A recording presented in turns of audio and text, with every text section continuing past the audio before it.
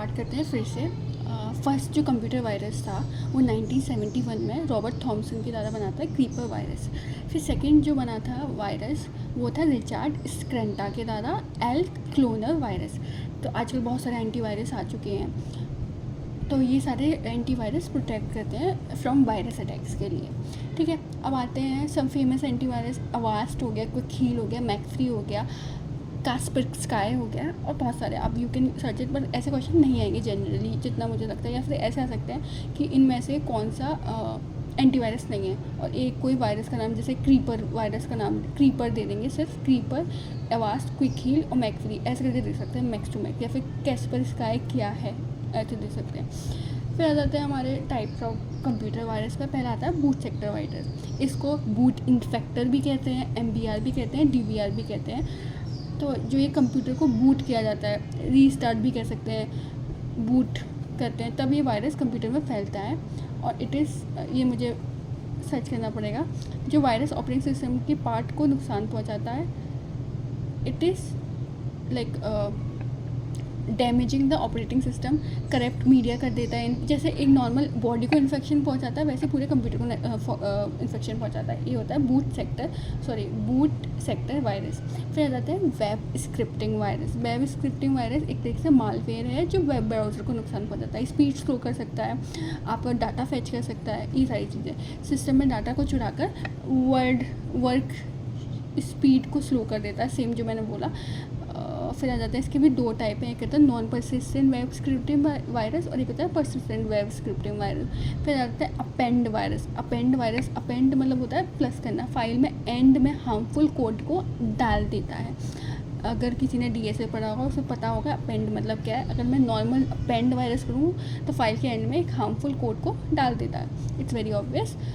फिर आ जाते हैं कंप्यूटर वायरस किसी भी नुकसान नहीं पहुंचाता है, इस वजह से वायरस की लगाना बाकियों की तुलना में मुश्किल होता है। ये वायरस कंप्यूटर के किसी भी पार्ट को नुकसान नहीं पहुंचाता है, जिस वजह से वायरस को पता लगाना बहुत मुश्किल है। तो इट इज़ वेरी हाईली कह सकते हैं कि मतलब इसको पहचानना बहुत मुश्किल होता है। It's highly complex. फिर आता है मैक्रो लैंग्वेज में लिखा था, और मैक्रो लैंग्वेज एक तरीके से प्रोग्रामिंग लैंग्वेज है। ये MS वर्ड, MS एक्सेल जैसे प्रोग्राम में भी फैलता है। The first version of macro virus email के द्वारा फैला था।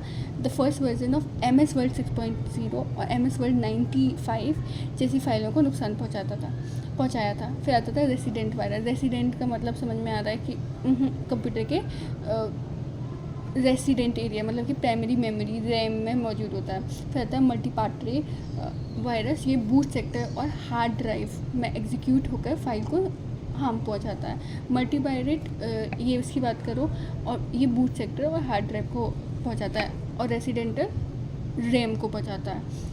अब आता है फाइल इन्फेक्टर। फाइल को नुकसान पहुंचाएगा। बस अगर कुछ याद करना है, पहले तो रेसिडेंट याद कर लो, एक मल्टीपार्टी याद कर लो। बूट सेक्टर जब बूट होता है तब सारी फाइल्स में पूरे कंप्यूटर को नुकसान पहुंचाता है, ऑपरेटिंग सिस्टम को। मैक्रो लैंग्वेज मतलब एक प्रोग्रामिंग लैंग्वेज में लिखा होता है। अपेंड में एक फाइल को ऐड मतलब कोई कोड को जोड़ दिया जाता है जिससे कि हार्मफुल वायरस जुड़ जाए। फिर आ जाते हैं वेब स्क्रिप्टिंग। दो तरीके से होता है, वेब में जुड़े होते हैं, प्रोग्राम स्लो कर देता है। एक होता है नॉन परसिस्टेंट, एक होता है परसिस्टेंट। तो हमने 6 फाइल इन्फेक्टर भी पढ़ लिया। फिर आता है कंप्यूटर वॉर्म। क्या होता है? टेक्निकली वायरस से थोड़ा डिफरेंट होता है। कंप्यूटर वॉर्म कंप्यूटर में फैलने के लिए एक प्रोग्राम की कोई नीड नहीं होती, ये ऑटोमेट फैल जाते हैं और ये फाइल में नुकसान पहुंचा देते हैं। ये किसी नेटवर्क के द्वारा फैलते हैं। तो ये बहुत इंपॉर्टेंट है कि ये आ जाए कि कंप्यूटर वॉर्म किसके द्वारा फैलते हैं, फाइल के द्वारा या फिर अपेंड करके या फिर बूट सेक्टर द्वारा। तो ये आता है आंसर नेटवर्क द्वारा। ट्रोजन हॉर्स क्या होता है? एक तरीके से प्रोग्राम के इंस्टॉलेशन के साथ जुड़ जाते हैं, मतलब ऐसा शोकेस किया जाता है कि ये बहुत अच्छा एक तरीके से इंस्टॉलमेंट टूल है या फिर ऐप है, मगर ये वेस्ट ऑफ लाइक एक तरीके से उल्टा, एक तरीके से कैपकट किसी ने अगर देखा होगा तो इसके बहुत सारे कैपकट के टाइप आते हैं, उसमें से कुछ केवल एड्स ही दिखाते हैं। तो वो एक तरीके से मालवेयर है, एक ट्रोजन हॉर्स मालवेयर है। तो ये कंप्यूटर के अनऑथराइज एक्सेस से प्रदान कर लेते हैं, अनऑथराइज एक्सेस ले लेते हैं और सिस्टम की कुछ फाइल को डिलीट कर देते हैं। कैविटी जो दांतों में लग जाती है, इसलिए सेम लाइक ये स्पेस फिलर वायरस के नाम भी होता है, जहाँ पे गैप होता है वहीं पे ऐड हो जाते हैं। सीमॉस जो होता है एक तरीके से 5 मेमोरी चिप में होते हैं जिनकी कॉन्फ़िगरेशन को डिलीट और रीसेट कर देते हैं। कंपेनियन जो एक तरीके से फाइल में एग्जीक्यूट होने पर एक्टिवेट हो जाता है। अगर फाइल एग्जीक्यूट हो जाता है एक्टिवेट हो जाते हैं और हार्ड ड्राइव की फ़ाइल को डिलीट कर देते हैं। इनक्रिप्टेड वायरस हार्ड ड्राइव की फ़ाइल और डाटा को इनक्रिप्ट कर देते हैं। इसमें भी दो तरीके के होते हैं, एक होता है इनक्रिप्टेड वायरस बॉडी, एक होता है डिक्रिप्टेड वायरस बॉडी। इनक्रिप्टेड में समझ में आ रहा है कि इनक्रिप्ट कर दिया, डिक्रिप्ट में जो भी इनक्रिप्शन होगा शायद वो डिक्रिप्ट कर देता है। I am just assuming that, if you know that you can comment down this part.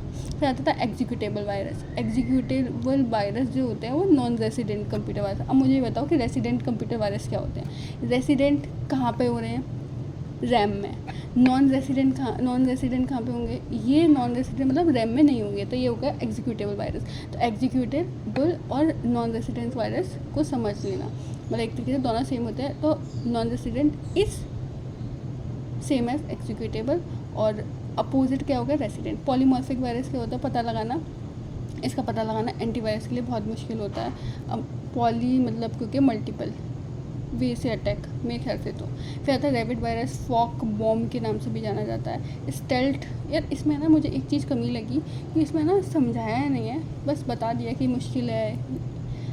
Virus का पता लगाना ही नॉर्मली मुश्किल है, बट थोड़ा सा जितना मुझे लगता है पॉली मतलब मल्टीपल टाइप्स और मल्टीपल वे से अटैक करना, ये दो तरीके हो सकते हैं। फिर आता है रैबिट फॉक बॉम्ब से भी ना जाना जाता है। स्टेल्थ मतलब हिडन वायरस होता है जो ऑपरेटिंग सिस्टम को इफेक्ट करता है। मुझे बताओ ऑपरेटिंग सिस्टम को कौन कौन इफेक्ट करता है। एक तो बूट सेक्टर वायरस और एक होता है स्टेल्थ वायरस।